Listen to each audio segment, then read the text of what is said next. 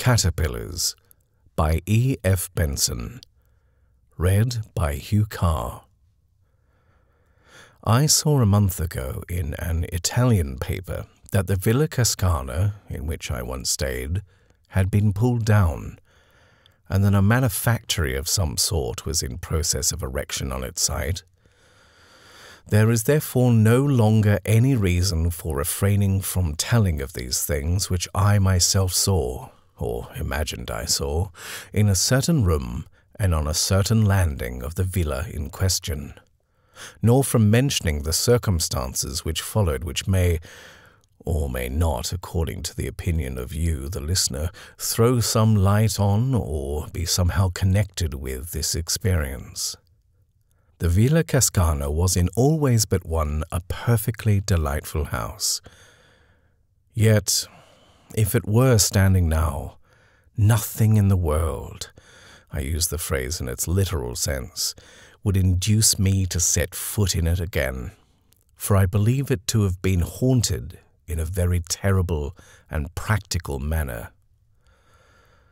Most ghosts, when all is said and done, do not do much harm. They may perhaps terrify, but the person whom they visit usually gets over the visitation.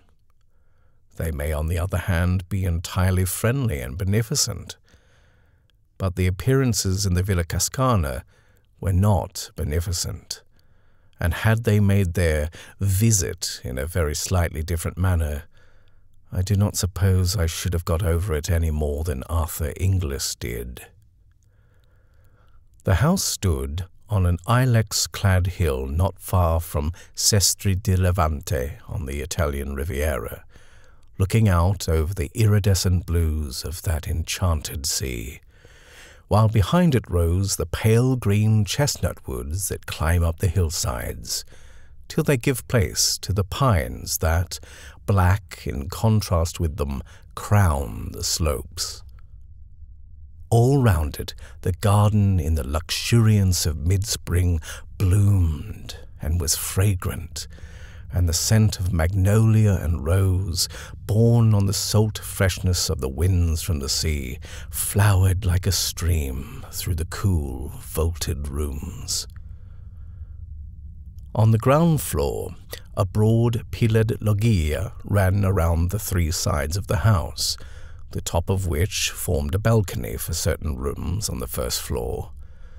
The main staircase, broad and of grey marble steps, led up from the hall to the landing outside these rooms, which were 3 in number, namely 2 big sitting rooms and a bedroom arranged en suite. The latter was unoccupied, the sitting rooms were in use. From here the main staircase continued up to the second floor, where were situated certain bedrooms, one of which I occupied, while on the other side of the first floor landing some half-dozen steps led to another suite of rooms, where at the time I am speaking of, Arthur Inglis, the artist, had his bedroom and studio. Thus the landing outside my bedroom at the top of the house commanded both the landing of the first floor and also the steps that led to Inglis's room. Jim Stanley and his wife, finally, whose guest I was, occupied rooms in another wing of the house, where also were the servants' quarters. I arrived just in time for lunch on a brilliant noon of midday. The garden was shouting with colour and fragrance, and not less delightful after my broiling walk up from the marina should have been the coming from the reverberating heat and blaze of the day into the marble coolness of the villa. Only, and the listener has my bare word for this and nothing more, the moment I set foot in the house, I felt something was wrong. This feeling, I may say, was quite vague, though very strong. And I remember that when I saw letters waiting for me on the table in the hall, I felt certain that the explanation was here. I was convinced that there was some bad news of some sort for me, and when I opened them, I found no such explanation for my premonition. My correspondence all reeked of prosperity. Yet this clear miscarriage of presentiment did not dissipate my uneasiness. In that cool, fragrant house, there was something wrong. I am at pains to mention this because it may explain why it was that, though I am as a rule so excellent a sleeper that the extinction of a light on getting into bed is apparently contemporaneous with being called on the following morning, I slept very badly on my first night in the Villa Cascana. It may also explain the fact that when I did sleep, if it was indeed in sleep that I saw what I thought I saw, I dreamed in a very vivid and original manner. Original, that is to say, in the sense that something which, as far as I knew, had never previously entered into my consciousness, usurped it then. But since, in addition to this evil premonition, certain words and events occurring during the rest of the day might have suggested something of what I thought happened that night, it will be well to relate them. After lunch, then, I went round the house with Mrs. Stanley, and during our tour she referred, it is true, to the unoccupied bedroom on the first floor, which opened out of the room where we had lunched. "We left that unoccupied," she said, "because Jim and I have a charming bedroom and dressing room, as you saw, in the wing. And if we used it ourselves, we should have to turn the dining room into a dressing room and have our meals downstairs. As it is, however, we have our little flat there. Arthur Inglis has his little flat in the other passage, and I remembered, aren't I extraordinary, that you once said that the higher up you were in a house, the better you were pleased. So I put you at the top of the house, instead of giving you that room." It is true that a doubt, vague as my uneasy premonition, crossed my mind at this. I did not see why Mrs. Stanley should have explained all this if there had not been more to explain. I allow, therefore, that the thought that there was something to explain about the unoccupied bedroom was momentarily present in my mind. The second thing that may have borne on my dream was this. At dinner, the conversation turned for a moment on ghosts. Inglis, with the certainty of conviction, expressed his belief that anybody who could possibly believe in the existence of supernatural phenomena was unworthy of the name of an ass. The subject instantly dropped. As far as I can recollect, nothing else occurred or was said that could bear on what follows. We all went to bed rather early, and, personally, I yawned my way upstairs, feeling hideously sleepy. My room was rather hot, and I threw all the windows wide, and from without poured in the white light of the moon and the love song of many nightingales. I undressed quickly and got into bed, and though I had felt so sleepy before, I now felt extremely wide awake. But I was quite content to be awake. I did not toss or turn. I felt perfectly happy listening to the song and seeing the light. Then it is possible I may have gone to sleep, and what follows may have been a dream. I thought anyhow that after a time the nightingales ceased singing, and the moon sank. I thought also that if, for some unexplained reason, I was going to lie awake all night, I might as well read, and I remembered that I had left a book in which I was interested in the dining room on the first floor. So I got out of bed, lit a candle, and went downstairs. I entered the room, saw on a side table the book I had come to look for, and then, simultaneously, saw that the door into the unoccupied bedroom was open. A curious grey light, not of dawn nor of moonshine, came out of it, and I looked in. The bed stood just opposite the door, a big four-poster hung with tapestry at the head. Then I saw that the greyish light of the bedroom came from the bed, or rather, from what was on the bed, for it was covered with grey caterpillars, a foot or more in length, which crawled over it. They were faintly luminous, and it was the light from them that showed me the room. Instead of the sucker feet of ordinary caterpillars, they had rows of pincers like crabs, and they moved by grasping what they lay on with their pincers and then sliding their bodies forward.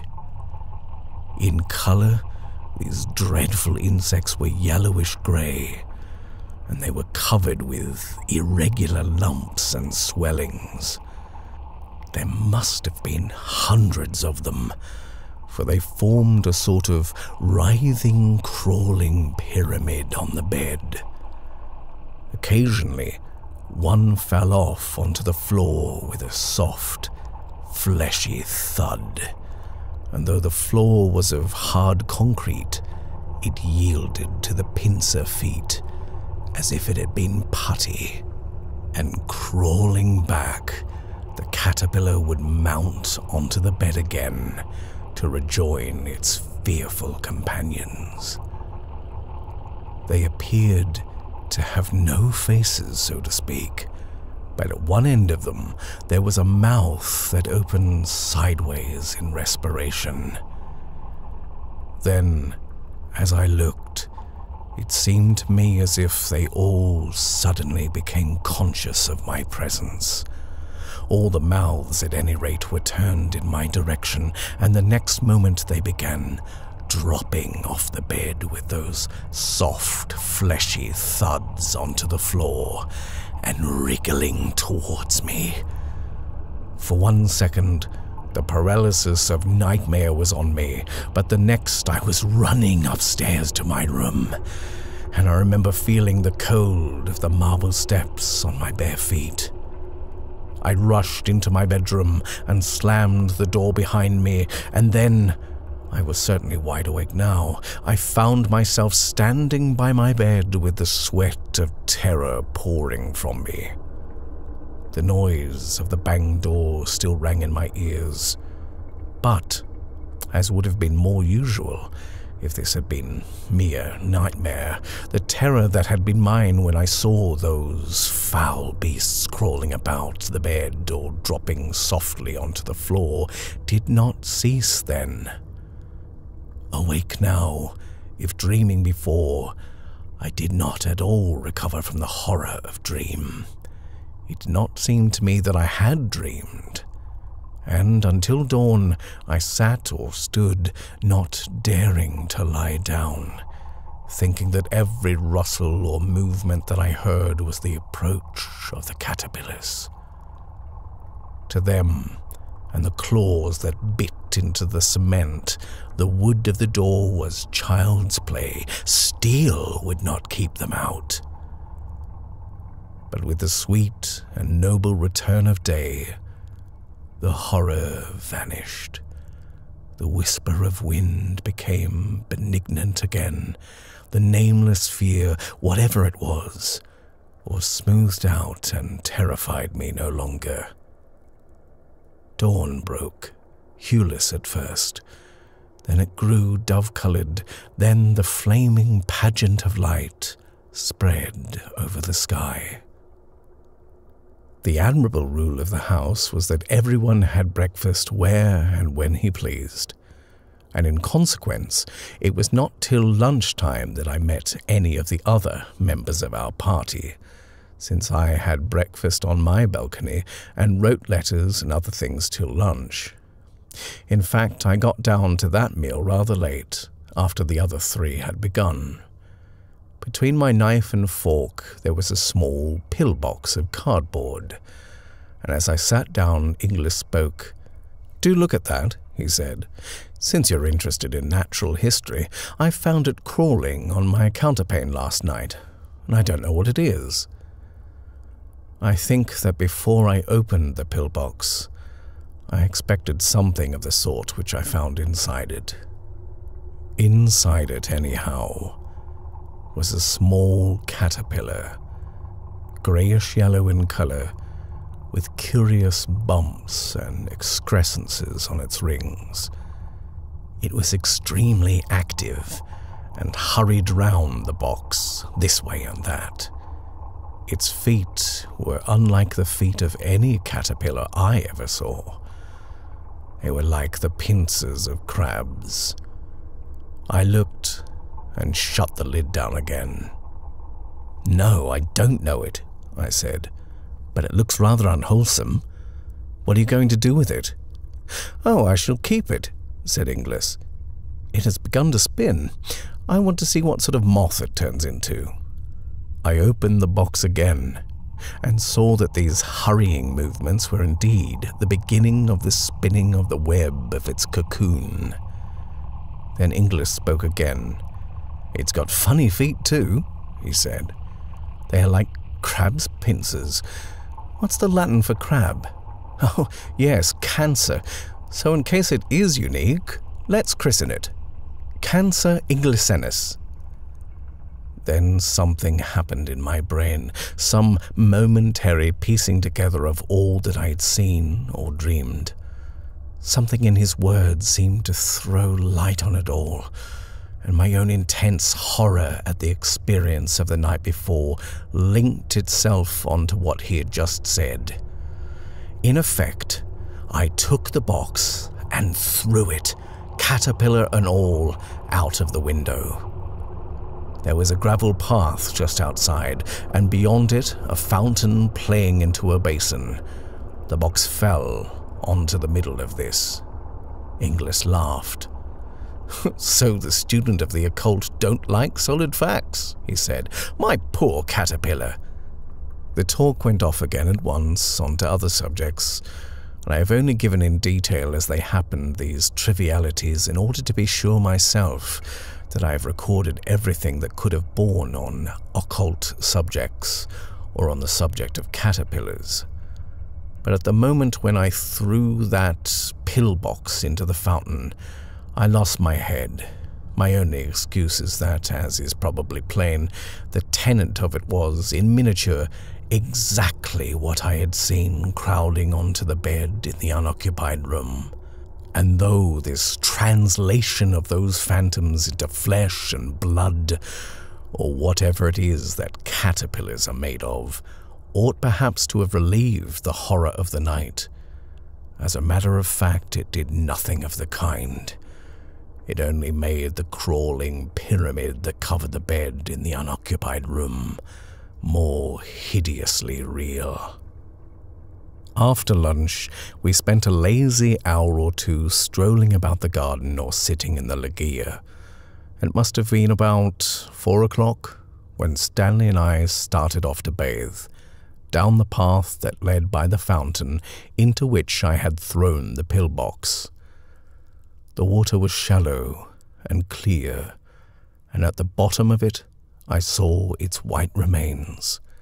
The soaking had disintegrated the cardboard, and it had become no more than a few strips and shreds of sodden paper. The center of the fountain was a marble Italian Cupid which squirted the water out of a wineskin held under its arm, and crawling up its leg was the caterpillar.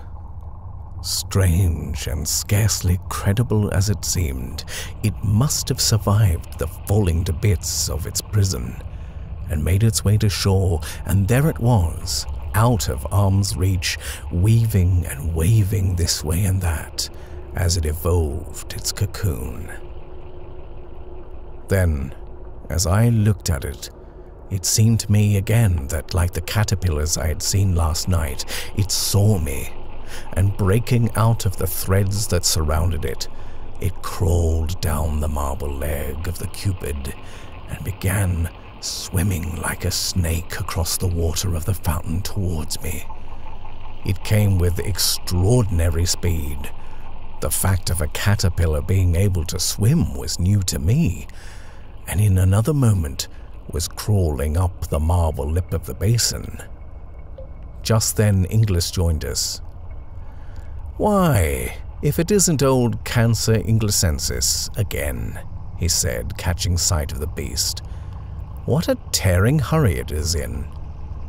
We were standing side by side on the path, and when the caterpillar had advanced to within about a yard of us, it stopped and began waving again, as if in doubt as to what direction it should go.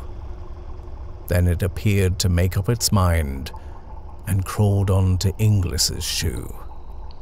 "It likes me best," he said, "but I don't really know that I like it. And as it won't drown, I think perhaps—" He shook it off his shoe, onto the gravel path, and trod on it. All the afternoon, the air got heavier and heavier, with the sirocco that was without doubt coming up from the south. And that night again, I went up to bed feeling very sleepy. But below my drowsiness, so to speak, there was the consciousness stronger than before that there was something wrong in the house, that something dangerous was close at hand. But I fell asleep at once, and how long after I do not know, either woke or dreamt I awoke, feeling that I must get up at once, or I should be too late.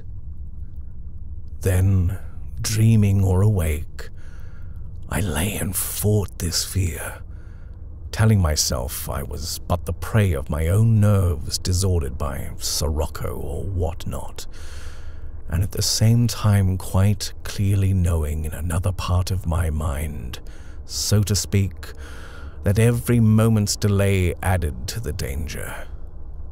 At last this second feeling became irresistible, and I put on coat and trousers and went out of my room onto the landing.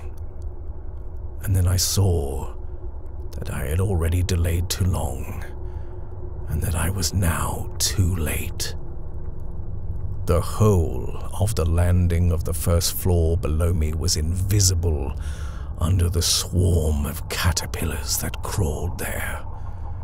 The folding doors into the sitting room from which opened the bedroom where I had seen them the last night were shut, but they were squeezing through the cracks of it and dropping one by one through the keyhole, elongating themselves into mere string as they passed, and growing fat and lumpy again on emerging. Some, as if exploring, were nosing about the steps into the passage at the end on which were Inglis's rooms. Others were crawling on the lowest steps of the staircase that led up to where I stood. The landing, however, was completely covered with them. I was cut off. And of the frozen horror that seized me when I saw that, I can give no idea in words. Then, at last, a general movement began to take place, and they grew thicker on the steps that led to Inglis's room. Gradually, like some hideous tide of flesh, they advanced along the passage, and I saw the foremost, visible by the pale grey luminescence that came from them, reach his door. Again and again I tried to shout and warn him, in terror all the time that they should turn at the sound of my voice and mount my stair instead. But for all my efforts, I felt no sound come from my throat. They crawled along the hinge crack of his door, passing through as they had done before, and still I stood there making impotent efforts to shout to him, to bid him escape while there was time. At last, the passage was completely empty. They had all gone.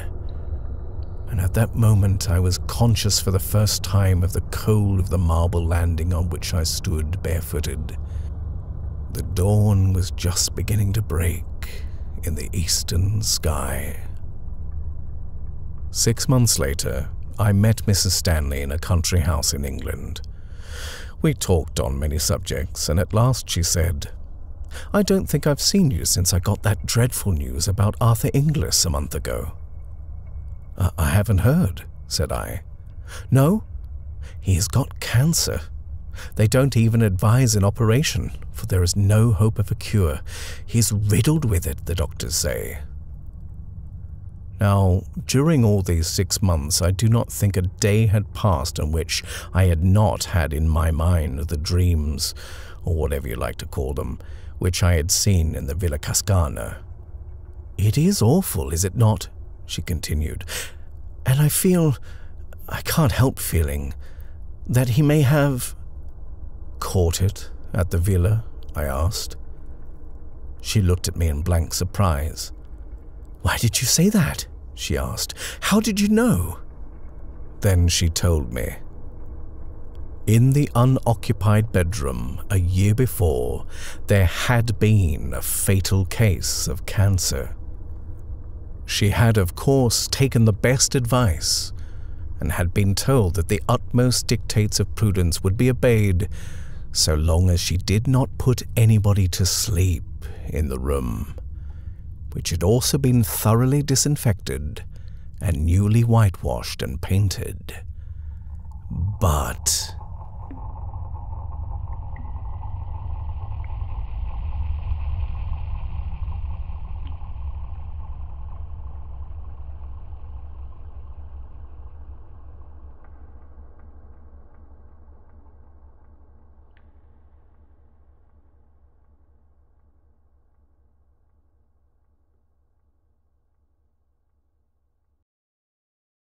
production, sound design and editing by Brendan James.